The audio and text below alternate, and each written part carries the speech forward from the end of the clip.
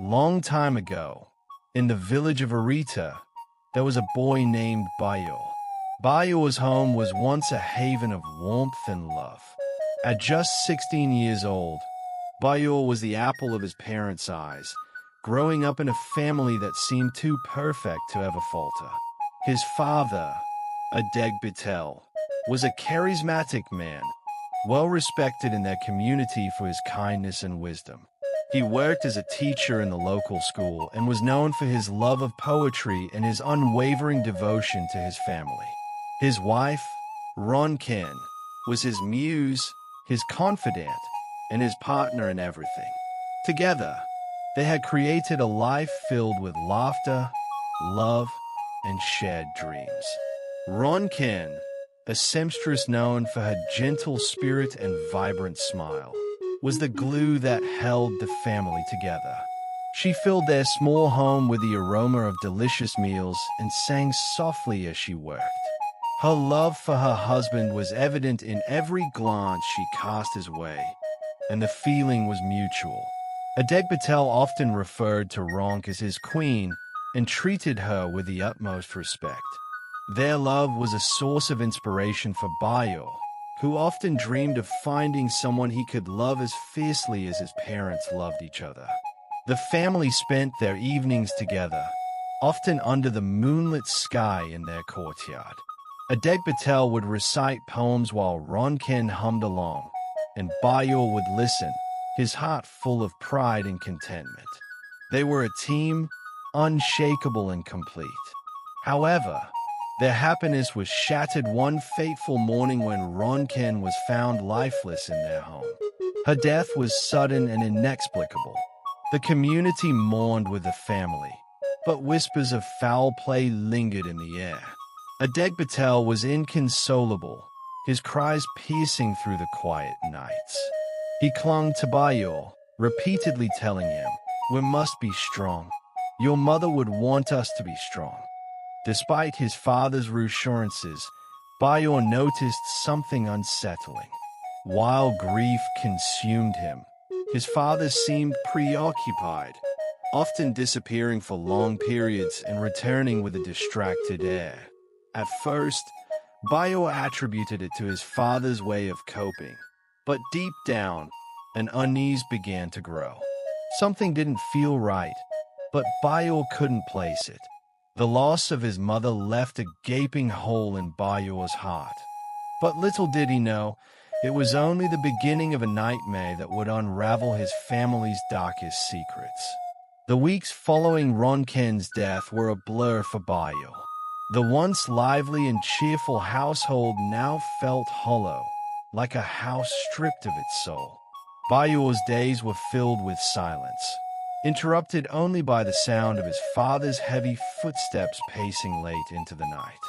Adegbite, who once radiated warmth and strength, now seemed distant and distracted.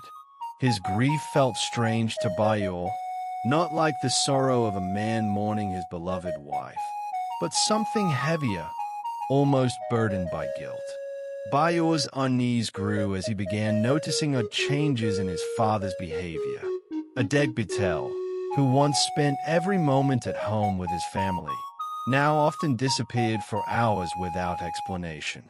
When Bayo asked where he was going, he would brush him off with vague answers like, "Just taking care of things, son."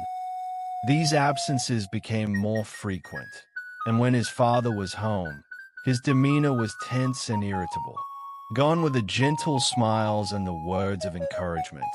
They were replaced by sharp replies and an eerie silence.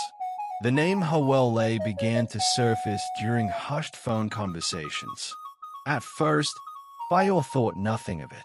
He assumed it was one of his father's colleagues or perhaps an old friend offering comfort in their time of loss. But the tone of the conversations unsettled him. His father's voice, once filled with warmth and affection, now carried a nervous edge whenever he mentioned Awele. Late one evening, Bayo heard his father talking on the phone in the living room. The door was slightly ajar, and curiosity got the better of him. He tiptoed closer, careful not to make a sound. I told you I'll handle it. Awele, his father's voice hissed. Stop worrying. No one will ever know what happened. Bayo froze in place. What could his father mean? Who was Awele? And why was his father speaking in such a hushed, almost desperate tone? A chill ran down Bayo's spine as he began to connect the dots. His mother's sudden death, his father's strange behavior, and now these cryptic conversations. It all felt like pieces of a dark puzzle he wasn't sure he wanted to solve. As days turned into weeks, Bayo couldn't shake the feeling that something terrible was lurking beneath the surface. The father he once idolized was becoming a stranger, and the love that once bound their family was now a memory overshadowed by suspicion. The evening was eerily quiet, the type of silence that seemed to amplify every sound. Bayo lay in bed, staring at the ceiling, unable to sleep. The memory of his father's cryptic conversations played over and over in his mind like a haunting melody. That night, he heard his father's voice again, low and deliberate. It was coming from the living room. Curiosity and dread warred within him, but his growing suspicion won. Slowly, he crept out of bed, his bare feet making no sound on the cold floor. The door to the living room was slightly ajar, a sliver of light spilling into the hallway. Through the gap, Bayo could see his father seated on the couch, his head bent low as he spoke into his phone. His voice was laced with frustration and something darker, fear. Bayo leaned closer, careful not to make a sound. What he heard sent a cold shiver down his spine. Awele, I've done everything you asked, his father said, his voice strained. Ronke was too stubborn. She wouldn't step aside for us. I had no choice but to get rid of her. Bayo's breath caught in his throat. He pressed his hand over his mouth to keep from gasping. Did he just hear what he thought he did? His father continued, oblivious to the fact that he was being overheard. I know it's risky, but it's done now, he said. No one will ever know the truth. Not Bayo, not anyone. Bayo felt the world tilt around him. His knees trembled, and his heart raced as the pieces of the puzzle clicked into place. His mother hadn't died of natural causes. His father had killed her. And it was all for this woman, Awele, whose name now felt like poison in Bayo's ears. Unable to contain his fury, Bayo impulsively shoved the door open. It creaked loudly as it swung back, startling his father mid-sentence. Adegbite turned sharply, his face pale as his eyes met Bayo's. What did you just say about Mom? Bayo demanded, his voice trembling with rage and disbelief. For a moment, his father was frozen, caught between shock and panic. The air between them crackled with tension as the truth hung heavy in the room, impossible to take back. Bayo's words hung in the air, sharp and accusatory. His father stared at him, his face pale and his jaw slack. For a brief moment, there was nothing but silence, a void thick with tension. Then, like a dam breaking, Adegbite's expression twisted into a mask of fury and fear. Who told you to eavesdrop on me? He barked, his voice rising. He stood abruptly, the phone slipping from his hand onto the couch. What did you hear? Bayo's hands balled into fists at his sides, his body trembling with anger and hurt. I heard everything, Dad. Everything, he shouted, his voice cracking. You killed Mom. You murdered her because of that woman, Awele. Adegbite's eyes darkened, and he took a step toward his son. You don't understand what you're talking about.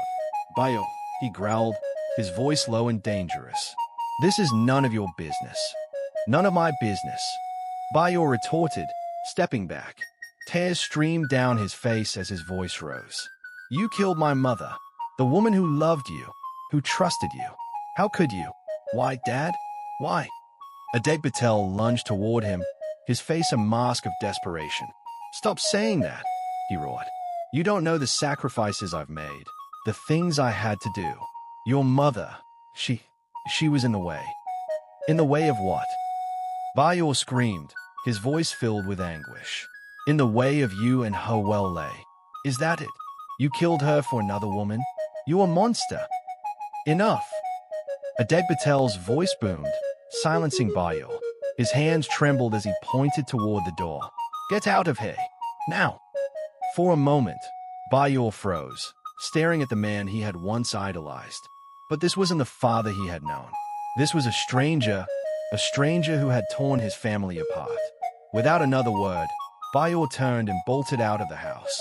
His father shouted after him, but he didn't stop. He ran into the night, tears streaming down his face, his heart pounding with grief and rage. As he ran, Bayo felt the weight of betrayal pressing on his chest.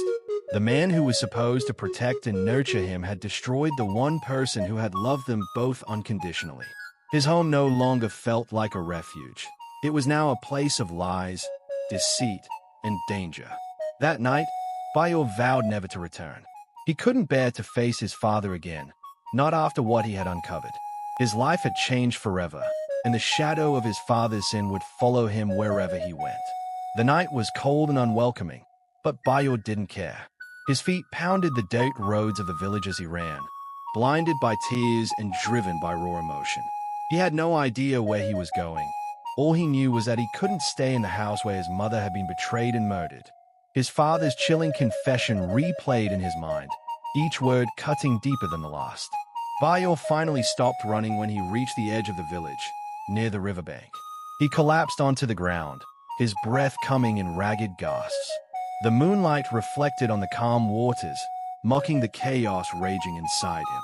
His chest heaved with a mixture of grief, anger, and fear. He couldn't go home.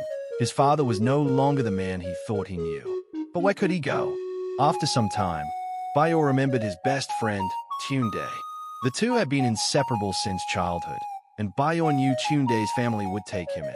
Gathering what little strength he had left, he made his way to Tunde's house, knocking softly on the door.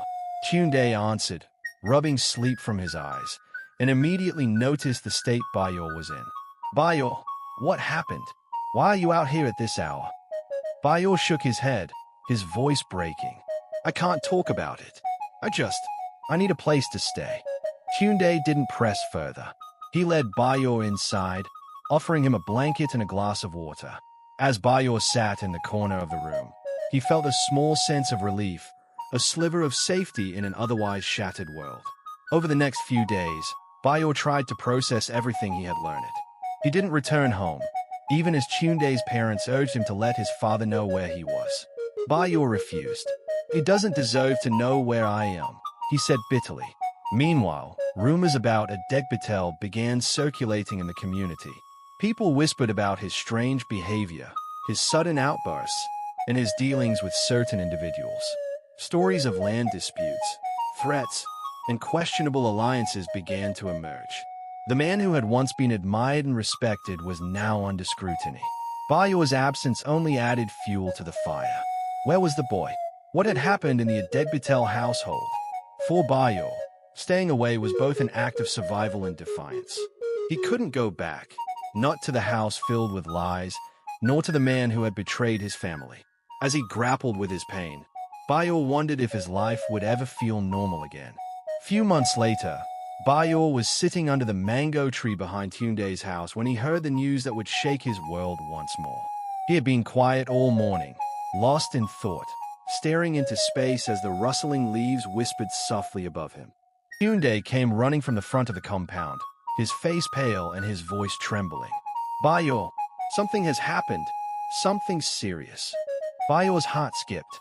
What is it? Tunde hesitated, then blurted out, Your dad, he's dead. He was hit by a motorbike this morning near the main market. For a moment, Bayo couldn't speak. His mind went blank, his heart thudded in his chest. Dead, he echoed, as if the word didn't belong in his mouth. Are you sure? Tunde nodded gravely. I saw people gathering.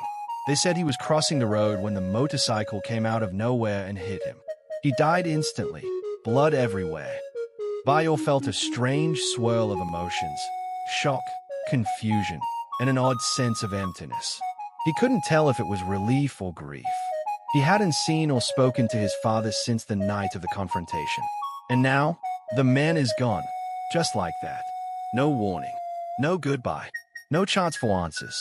Word spread quickly around the village. Adegbite's death became the subject of gossip and speculation. Some called it a tragic accident. Others whispered that it was karma. A few even claimed it was Ronke's spirit seeking justice. After all, not many in the village believed her death had been natural. And now, with Bayo having vanished and rumors swirling about dark conversations and secrets, people began piecing things together.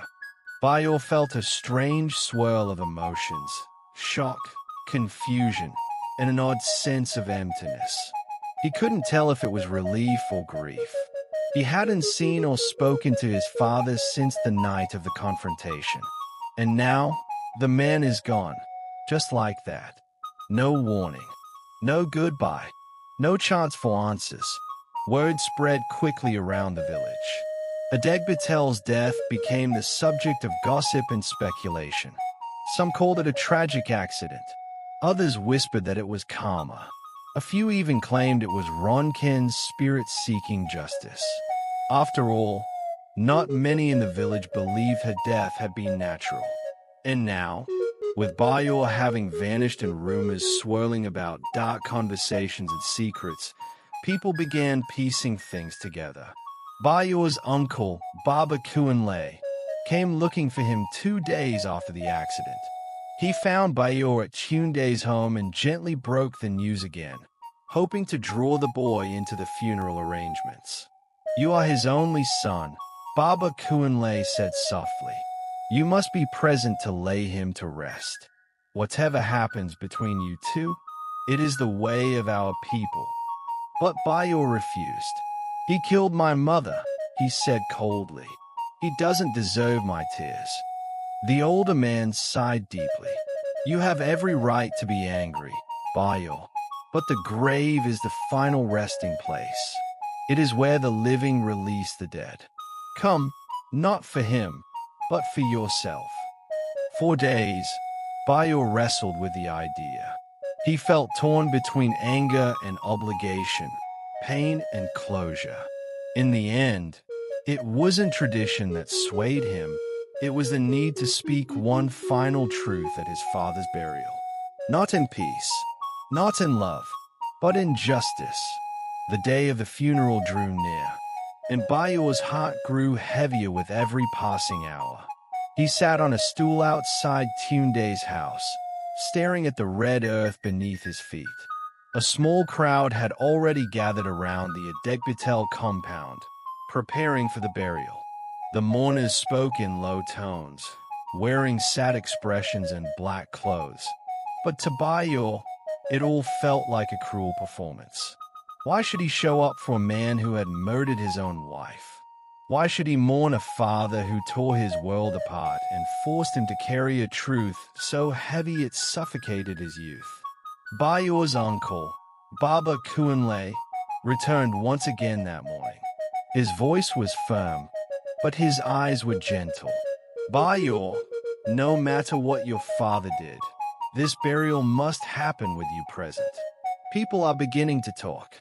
They say a son who refuses to bury his father will be haunted.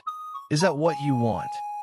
"I'm already haunted," Bayo muttered, eyes fixed on the dusty ground. "I know, my son, I know," the old man said, placing a hand on his shoulder. "But come, not because he deserves it. Come so your spirit can be free. Say your truth. Let him hear it, even in the grave." Tunde also urged him. "Bayo, if you don't go, you'll carry this anger forever. Go and say what you need to say." After a long silence, Bayo finally nodded. Not for tradition, not for family, but for himself. There were words buried deep inside him that needed to be spoken aloud, words that had been burning like fire in his chest since the night he discovered the truth. On the day of the burial, Bayo dressed in a simple dark blue dress and walked toward his father's compound. The air was thick with tension. As he approached, Murmurs rose among the crowd. Everyone turned to look at him, the boy who had vanished, the only son of the man in the coffin. Bayo kept his eyes forward. He had come, not to cry, not to forgive, but to confront the man one last time, even in death. The compound was quiet, unnaturally quiet, as Bayo stepped into the crowd. All eyes turned to him, some filled with pity, others with curiosity, and a few with silent judgment. He ignored them all. His gaze was fixed on the white casket lying in the center, adorned with flowers and a framed photograph of Adegbite. The image showed a smiling man, warm and proud. A lie. The pastor stood at the head of the grave, reading verses from the Bible. His voice was calm and steady, but Bayo barely heard a word. His ears rang with his mother's laughter, his father's voice from that dreadful night, and the silence that followed her death. Tears welled in Bayo's eyes, but he blinked them away. He refused to cry. Not he, not for him. When the time came for family members to speak, Baba Kuanle gestured to Bayo. Say something, my son. Let it out. The boy stepped forward slowly. The air was thick, and even the birds seemed to fall silent. Bayo stood at the edge of the grave and looked down at the coffin that held the body of his father, the man he had once loved, feared, and now loathed. He took a deep breath and spoke, voice clear and sharp. You were supposed to be a protector, a father, a husband, but instead, you became a killer. Gasps rippled through the crowd. You killed my mother, your own wife, he continued, his voice rising with emotion. You betrayed the very love you used to show us, all for a woman named Awele. And now you lie here, expecting peace. He paused, looking around at the stunned faces. Then, with a voice that shook the air, he declared, You will not rest in peace, Daddy, not after what you did. An audible gasp rose from the mourners. An old woman dropped her hand fan. A baby began to cry. The atmosphere shifted, thick, uneasy, like a storm brewing under a calm sky. The pastor looked stunned. Baba Kuanle's head dropped in sorrow. But Bayo stood firm. He had said what needed to be said. And in that moment, the truth, bitter and sharp, echoed louder than any eulogy. A heavy silence followed Bayo's final words. No one moved. No one dared to speak. It was as if the earth itself had paused, holding its breath under the weight of his cares. You won't rest in peace. Daddy, still hung in the air like smoke after a fire, hot, bitter, unforgettable. The pastor, momentarily speechless, tried to regain control of the ceremony. Let us continue, he said, voice slightly shaken. But the atmosphere had shifted. The respectful solemnity of the burial had turned into discomfort, suspicion, and fear. Some people began murmuring prayers under their breath, while others exchanged glances, whispering about Bayo's shocking revelation. As the casket was slowly lowered into the ground, a sudden gust of wind swept through the compound, scattering petals from the wreaths and toppling a few chairs. The sky, once clear, turned gray as if nature itself had heard Bayo's words and responded. An elder woman in the crowd, Maman Hajorke, gasped loudly. Spirit Don vex so, she cried, backing away. That boy Don wakes something else. Tunde, standing at the edge of the crowd, looked on in stunned silence. He had never seen Bayo so fierce, so raw. There was no doubt in anyone's mind. Bayo's pain had taken on a life of its own. Some tried to calm the tension. The boy is grieving, Baba Kuanle said quickly, though his own hands trembled slightly. Let us pray for peace, for the living and the dead. But the damage had been done. Rumors would soon fly of curses, of ghosts, of secrets buried deeper than the grave itself. Bayo turned and walked away before the final dust covered the coffin. He didn't wait for condolences, or for the ceremonial food, or for the family to gather around the grave. He had come to speak the truth, and now that it had been spoken, he wanted no part in anything else. Behind him, the grave was sealed. But in the hearts of those who witnessed the moment, something had been unsealed, something dark, something haunting. And Bayo knew this was only the beginning of what his father's sins had left behind. That night, after the burial, the village of Arita began to feel different. The wind blew colder, heavier, and the stillness of the evening was interrupted by strange sounds, whispers rustling through banana trees, dogs howling for no clear reason, and doors creaking even when shut. Many villagers who had attended the funeral couldn't sleep. Some claimed they saw a shadow moving near the burial ground. Others swore they heard a man groaning beneath the earth. Children cried in their sleep. Elders muttered about disturbed spirits. At Mom and Cootie's corner shop, where people gathered to gossip in hushed tones, the topic of the night was Bayo's outburst. That boy spoke like someone possessed, one man said. Or maybe he just spoke the truth, another woman replied. Haven't we all wondered about how Ronke really died? Mom and her Ronke clutched her wrapper tightly. I said it when wind blow, foul yanch go open. That Adegbite was never clean. God has started his judgment. By midnight, thunder rumbled faintly, though the skies remained dry. At the Adegbite family compound, a candle meant to stay lit at the grave's edge flickered and died, though no wind blew.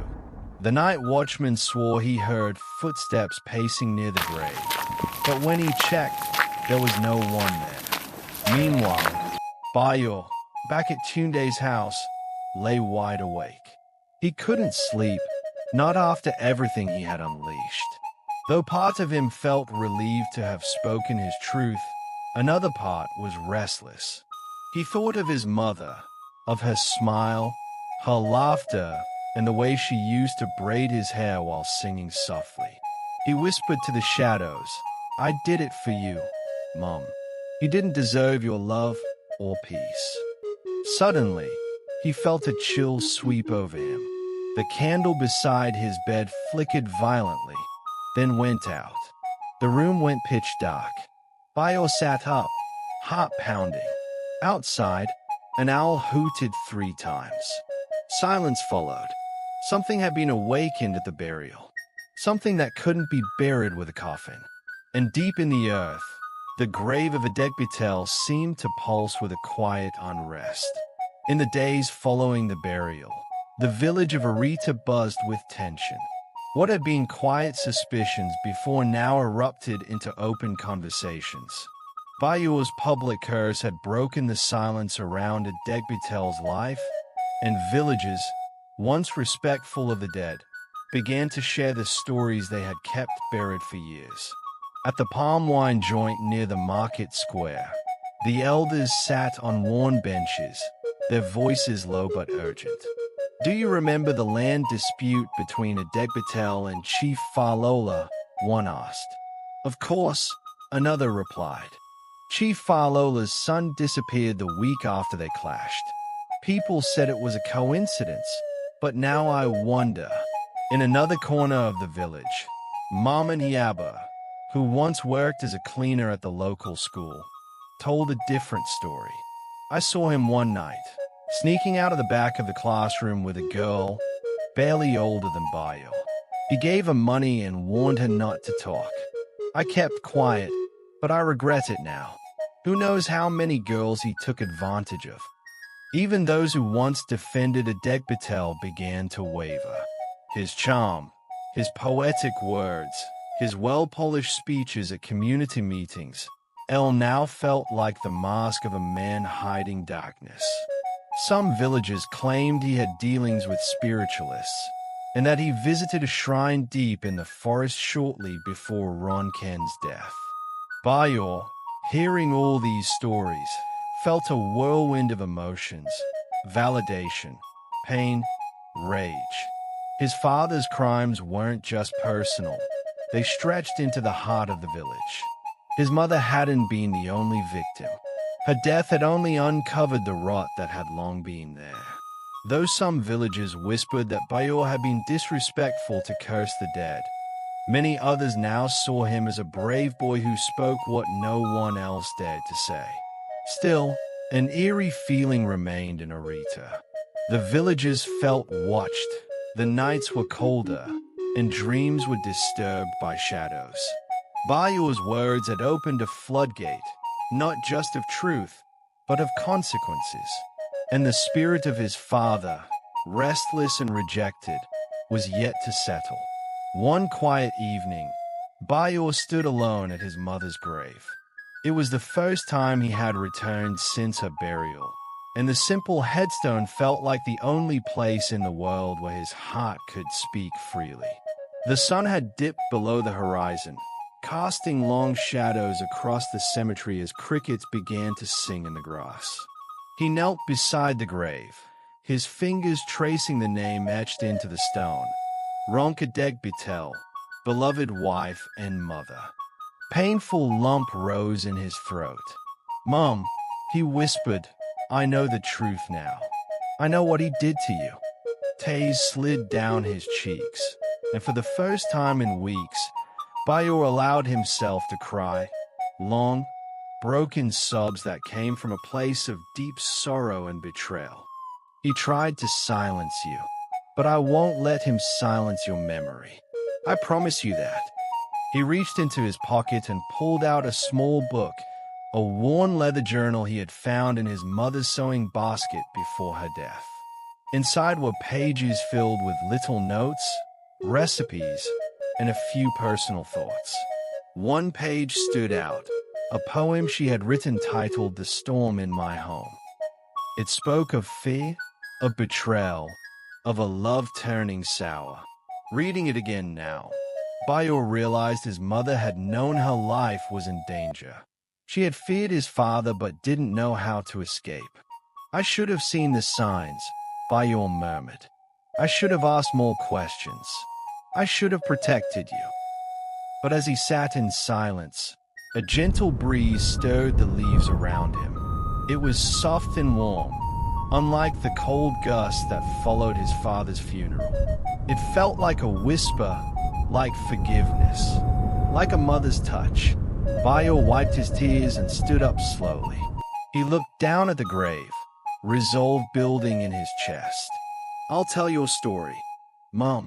I'll make sure they remember you for who you truly were. Not as the wife of a respected man, but as the woman who loved and gave everything, even when it cost her life." And with that promise sealed in his heart, Bayo turned and walked away, no longer lost, but reborn with purpose. Strange things began to happen in Arita after the funeral, things that couldn't be easily explained. Whispers in the night, shadows that moved without wind, flickering lanterns, and dreams that woke people screaming. The villagers had long believed in spirits, but what now lingered in the air felt different, darker, angry, and unrelenting. At first, it started small. Dogs barked at nothing. Palm fronds rustled violently even when there was no breeze. Then, people living near the cemetery began to speak of hearing footsteps at night, heavy and slow, like someone pacing around the graves. The watchman assigned to keep vigil near the cemetery resigned after claiming he saw a man rise halfway from Adegbite's grave before vanishing into the air. One night, Mama Nkechi, a widow who sold herbs by the roadside, ran into the village barefoot and breathless. "He came to my window," she screamed. "Adegbite." I saw his face, black, rotting, and his eyes, red like fire. He whispered, "Let me rest." Her screams echoed across the village. sending children scurrying under their mothers' wrappers. The elders summoned the oracle for answers. The diviner, after deep incantations, gave a chilling message. The spirit of the dead is not at rest. The weight of his crimes and the curse of his own blood binds him to the earth. He cannot cross to the ancestors until the truth is fully spoken and forgiveness sought. He will roam. The villagers turned to Bayo again. Some pleaded with him to lift the curse. Others warned him to perform rituals before the spirit haunted him too. But Bayo was unmoved. "Let him roam," he said coldly. "He didn't ask for forgiveness when he took my mother's life. Why should I offer him peace?" Still, the disturbances grew stronger. Children began to speak of seeing a tall shadow near the old school. A farmer found his goats mysteriously slaughtered in the pattern of a cross. Fear gripped the village like a hand around its throat. Adegbite had been buried, but his sins had not. And now, the village was learning that some graves never truly close. Weeks passed, and Arita was no longer the same. Fear clung to the air like hamat and dust, thick and stubborn. Families lit candles at night and sealed their doors with holy water, palm fronds, and charms from the local herbalist. But nothing seemed to calm the unrest. The haunting continued, uneven footsteps at midnight, whispers in forgotten corners, doors slamming without wind, and eyes in the shadows that vanished when looked at directly. Many villagers started staying indoors after sunset. The market closed early. Church vigils turned into prayer battles. The spirit of Adegbite had not found peace, and his curse had become a dark cloud looming over the entire community. One morning, Bayo was summoned by the council of elders. The oracle had spoken again. The unrest would not cease until Bayo returned to his father's grave and faced the spirit with truth, not anger. It wasn't for reconciliation, but for release. The dead had to be confronted, not just cursed. Reluctantly, Bayo agreed. He wasn't doing it to give his father peace. He was doing it to free the village and himself from the suffocating grip of the past. On a dim evening, as the sky blushed with orange and gray, Bayo stood once more at his father's grave. The air was heavy. The wind whispered. Villagers stood at a distance, watching. A priest, a native doctor, and Baba Kunle stood beside him. With trembling hands, Bayo placed his mother's journal, "The Storm in My Home," at the foot of the grave. He knelt, voice strong despite the tears. "You killed my mother, and you tried to bury the truth with her. You thought love was a weakness, but now your lies have become your chain. I will not forgive you, but I will no longer carry you." The priest sprinkles holy water. The native doctor burned herbs. The wind swirled violently, and a sharp cry echoed through the cemetery, low, angry, and mournful. The ground trembled slightly, then fell still. Silence. A deep, settling silence. The villagers said the air felt lighter afterward. The haunting stopped. Night returned to its natural rhythm. The fear slowly lifted. Bayo walked away from the grave, not with peace, but with purpose. He had become something new, not just a boy who had lost his mother, but a voice that challenged darkness, even when it wore the face of family.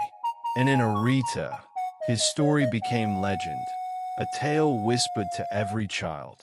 If you kill the truth will one day rise and demand to be heard. You Won't Rest in Peace, Daddy is more than just a story. It is a powerful journey through love, betrayal, truth, and the haunting weight of secrets. We followed young Bayo as he uncovered a devastating truth that shattered his world, watched him stand up for justice, and witnessed the emotional chaos that followed.